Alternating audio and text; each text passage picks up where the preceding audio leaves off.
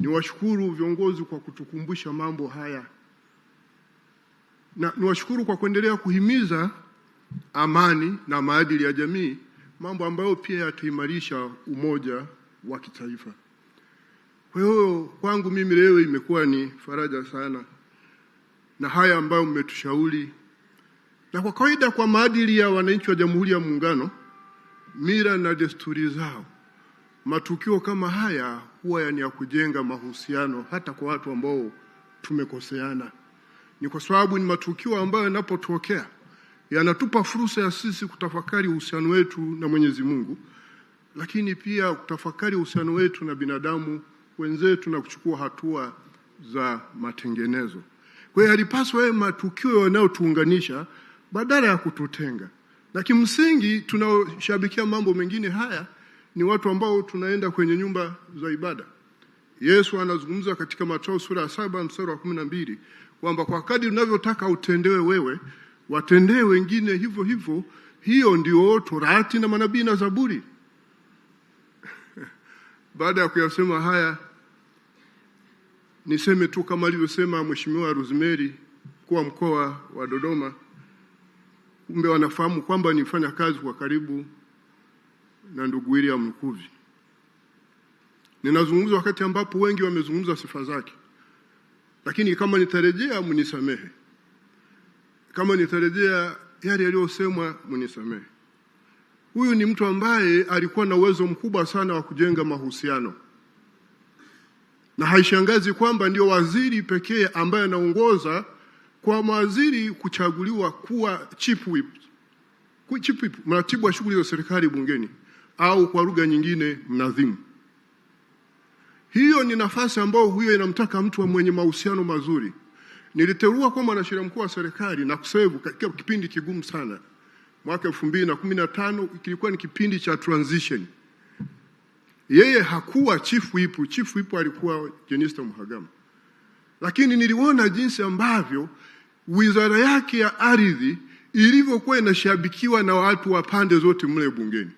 Na ni wizara peke yake iliyopita bila kuhojiwa, ikiungwa mkono na wabunge wa pande zote mbili, opposition na chama kilichokuwa kinatawala. Mheshimiwa Pereso huko hapa ni shahidi. Kwa hiyo unaona ni mtu aina gani? Na haishangazi sasa kwa tabia yake hiyo, rais anamteua kuwa mshauri wake binafsi wa masuala ya mahusiano ya kisiasa na kijamii. Na nafasi hii ya uteuzi, rais akikuteua kuwa mshauri wake binafsi, ni kwamba anakuamini, kwa sababu viongozi wakuu ni lazima waamini watu tu. Lakini kuna watu ambao wanaweza pia kutumia nafasi hiyo trust vibaya. Ameifanya kazi yake vizuri, rais akasema sasa nenda bungeni tena ukanisaidie kule. Hizi ndizo zilikuwa sifa za ndugu William Lukuvi. Tunapokumbuka tukio hili leo na haya ambayo tumeshashauriwa, sisi wote tunaosikiliza tuwe na sifa kama hiyo ya kujenga mahusiano kati yetu na wenyewe. Nikiwa naibu mwanasheria mkuu wa serikali, yeye aliongoza ujumbe wa ofisi ya waziri mkuu kwenda kuzungumza na serikali ya mapinduzi ya Zanzibar tulipokuwa kwenye mchakato wa kutunga ile sheria ya referendum. Niliona alivyo na mahusiano mazuri na viongozi wa serikali ya mapinduzi ya Zanzibar. Kwa hivi ndivyo tunavyopaswa kuwa. Hili ni taifa moja la Jamhuri ya Muungano wa Tanzania. Nadhani muirejee vizuri ibara ya 9 ya katiba ya Jamhuri ya Muungano wa Tanzania. Lakini moja sifa yake nyingine wamesema watangulizi hapa. Huyu alikuwa anawatakia watu mema. Nilipoteuliwa mara ya pili kuwa mwanasheria mkuu wa serikali, akanifuata akaniambia, mwanasheria mkuu, ngoja nikupe siri. Mimi posho yangu hii ya posho inaitwa nini ile? Pension. Nimeipeleka kwenye kununua hati fungate. Hii itakuja kunisaidia. Kwa hiyo huyu kwa vile alichukia rushwa, alitaka na kwa hiyo mkiona alichokuwa anasema Rosemary pale kama na hoteli ile pale, inawezekana ni katika hatua hizo. Alinishauri, nadhani alinunua jamaa hana hela. Kwa hiyo hakuwa mchoyo, alitaka watu wafaidike na mengine. Lakini huyu alikuwa ni mwepesi wa kujifunza.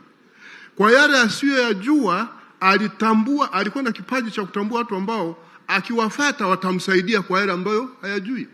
Na akiwafuata anakusikiliza, ukimshauri anazingatia. Alikuwa ni mtu mwepesi wa kujifunza. Na kwa sababu hiyo alifiti, hakujiweka katika mazingira kujua kwamba yeye anajua kila kitu. Kwa akajifiti katika mazingira kuelewa vitu vingi. Na katika mazingira yale kwa kweli ikampa sifa hiyo. Lakini alikuwa mchapakazi. Lakini mtu aliyependa pia kutoa feedback. Wakati fulani Wizara Ardhi waliniomba, wakati yeye alikuwa hajawa waziri wa ardhi, nikiwa naibu mwanasheria mkuu wa serikali, kwamba niwape mwanasheria wa serikali ambaye baadaye wangemteua kuwa mkurugenzi wa huduma za sheria, director of legal services katika ile wizara. Nikiwapa kijana mmoja pale ambaye akili yake ni nzuri anyway. Sasa baadaye akateuliwa yeye kuwa waziri. Akanifuata siku moja tukiwa bungeni hapa, akasema, Mheshimiwa mwanasheria mkuu wa serikali, ninakushukuru sana, huyu kijana tuletea ni mzuri mno. Na kwa kweli ni mzuri mno, na huyo kijana humu serikalini ameendelea kuisaidia serikali, na Mungu ambariki huko aliko. Huyu ndio alivyokuwa huyu ndugu William Lukuvi. Lakini zaidi ya haya, mimi nisingependa kupoteza muda wenu. Unajua, ukipewa nafasi ya kuzungumza mtu unayemfahamu, ningependa kusema mengi sana kuhusu haya, but ninaogopa nisije nikaenda mbele zaidi. Sasa ushauri wangu sasa kwa familia, mzingatie ushauri tuliopewa na viongozi wetu wa dini. Hilo la kwanza. Lakini la pili, ameondoka huyu ndugu yetu. Kila mmoja ana nafsi yake ya identity na utambulisho wake. Yaani hata akizaliwa leo mwingine pale kwenye familia mkamuita William wa Ving'ombe Lukuvi, hata kuwa kama huyu bwana. Ni pengo ambalo limeondoka, ni pengo ambalo halizibiki, linaumiza. Kwa hiyo mtapaswa kujifunza kuishi na hili pengo kwa namna ambayo isije kawaathiri sana na ninyi katika maisha yenu, tukiwa na imani kwamba kuna faraja kama ambavyo tumefundishwa baada ya maisha haya, na hasa kwa roho kufa katika Kristo. Kwa mjibu wa Ufunuo sura 14 mstari wa 13, tuna hilo faraja.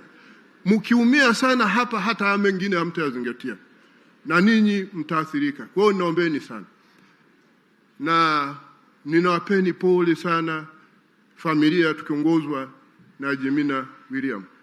Nampa pole sana Mheshimiwa Rais Samia kwa pigo hili alilolipata, na ni pigo kwake. Kwa sababu moja, anaondoka mwananchi wake, lakini mwananchi aliyekuwa msaidizi wake, na msaidizi ambaye alikuwa na uwezo mkubwa sana.